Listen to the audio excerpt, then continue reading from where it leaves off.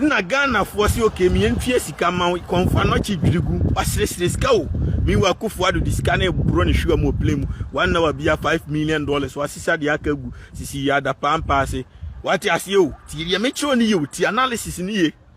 hospital no ye wo panie me bisa minister of health o sika na ye mfa nkoma asante hene ye de ma akufu ado ne bawomia ti ye me ka chiro ni ye o asantini abua ti ye me ka chiro ni ye.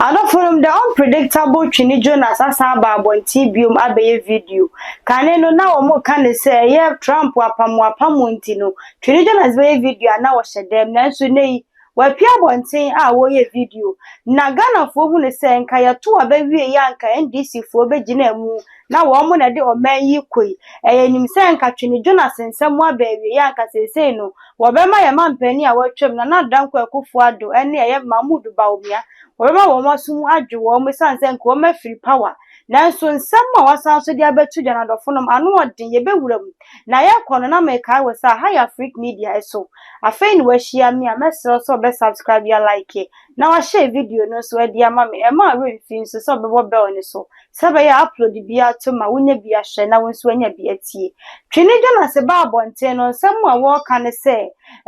minister of health woni na hia mu na nsema wo mu kan ye no ama na wura ho papa wo kire se na wo se titu abebi otoso mienu ebra wo ba ye ebe kan se ye pesika e dia ye konfo no chigi aresa bia na ye ne ya esan se wo bo minister of health nsema wo kan se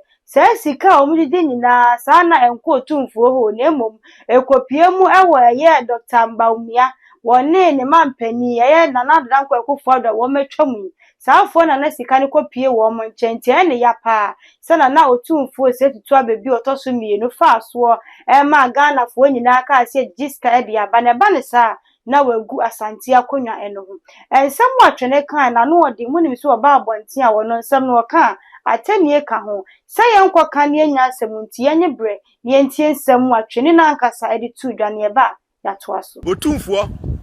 ose tutu asantimanwura utise bofre wo utise bofre otumfuo asantimanwura utise bofre uti se bofre wo wagu asanti akonwa ni ma se wo no na make a church so na make asantini pa oni bufu emfa me wo jimi se de kra it's not my problem wo na me fire wo tumfuo omusuro a me mfa ho na nu ya wa betena wa siresiska ko 2 years nie wa besina ho siresiska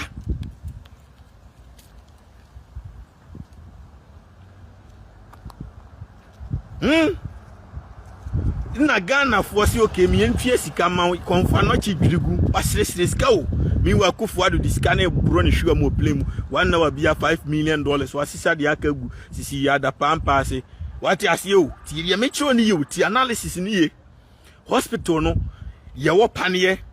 me bisa minister of health o sika na ye mfa nkoma asante hene ye de ma akufu ado ne bawomia ti ye me ka chiro ni ye o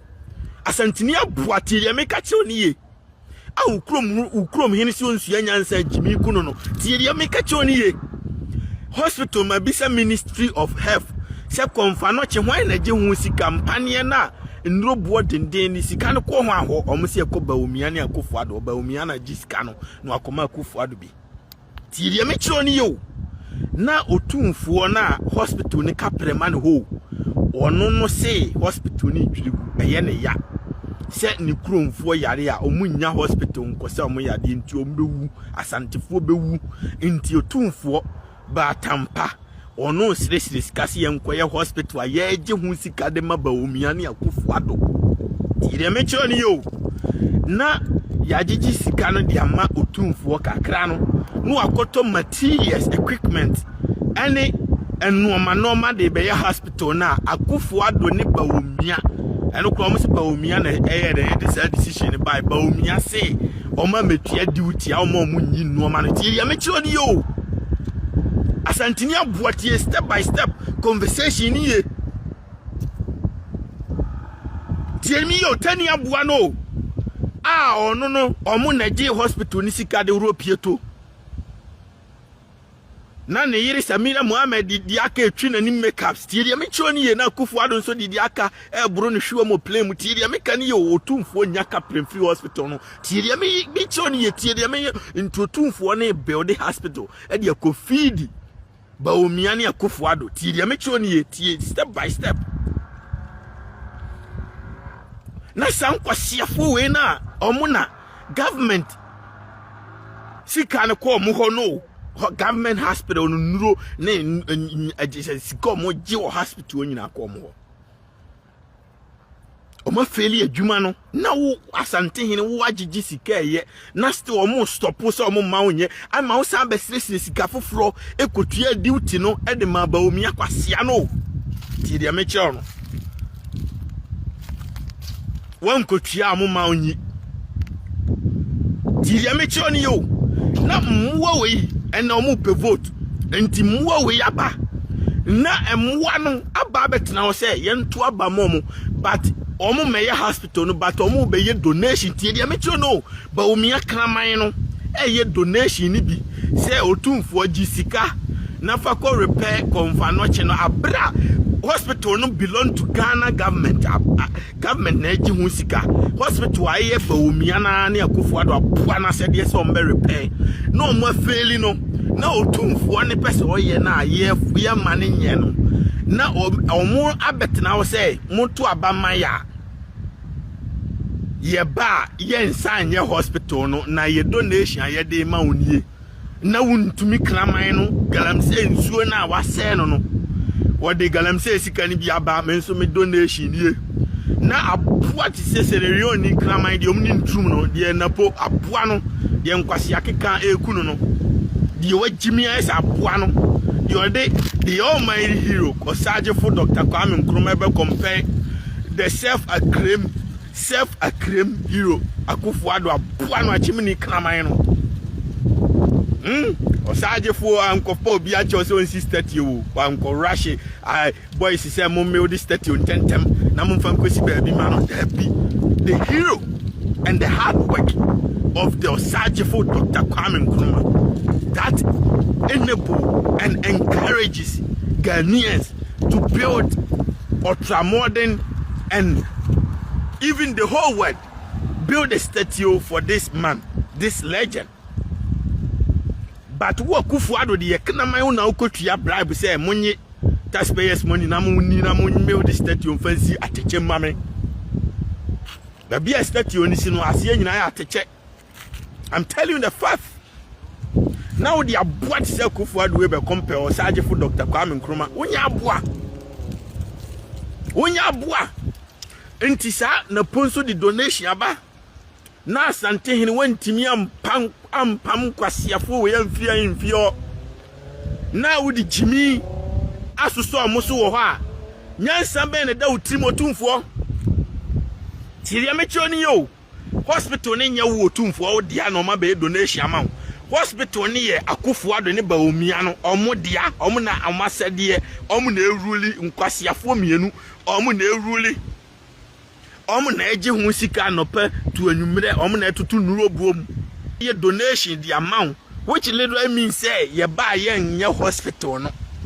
abra Akufo ba ye wa ma obi ansre sika ono akosi hospital no ultra-modern the same MPP no don't get me wrong ultra-modern technological as of 2006 emergency room odan the town enti adi na akonya baako no etimisi emergency na sa akonya na nipa bonefo bi a ye de ama omo de entimi nya hwe to the sense say adi so tumfo mom na repair hospital no na muwa we no fa so be na omo so a otumfo wo mo ba wo mpam na wo di jimi so so omo so wajimi nyansa ni utrima na asantini bi a beto aba ma MPP ni twasere me say we are poor.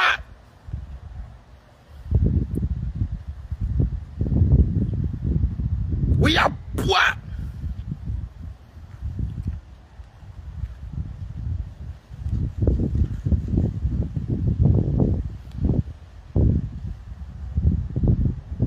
hospital ni sika na ye jema wono fa bi be repair hospital simple was wetimi na wontimi repair hospital a ede na chese ye to abama wa obetimi abesi bi wontimi repair hospital a eni ti do mo de o ma no agenda 111 hospital munko twamra ni ehu ba bi esie muntwamra keke aye problem because apatakura mu obi cathedral moji hu sika $58 million the whole Africa dan bia ni wiase a ne buoduru sa $58 million akom fish pond dawo $300 million akom fish pond dawo sorry for collection sika mojiji ye ni nyina akofo ado ene ba omi a chadi ansana cement ni iron rods omni begu o maton ni nyina di Ani shensam watwini Jonas kan ni akoti e de aba no an onipe wa ya na adwene se wono de asem ne se de etie bia wo ba obeka na ne kan mu no wa fatani anka ho anata se wa makora eno na Ghana fo bi hu le se no ne ade a wo mpe e wo twini Jonas ho san se wo ye nipa bi o ka no kore pa enti se nko be ya tani na fi mu na bre bia no wo de no kore ka no aba nko betimi akwachiri e wo abrabom ensam watwene e de ba ye wa wutie mi wa wo hwe me sai na wo si fa no wone ne ya adwene ana se kwan bi so wone ne nya adwene said your person wo kan nsem said your person Ghana tibia no akwanya ne wo ho so wode be fa comment section wase e de ama ye na afi atena se apense mu e de ama Ghana for Africa media esoni ye all the social media platform so aha na brema akwan e ma ye de enkomo ni nyina esiye just so hima e na mejeso ye be fe hye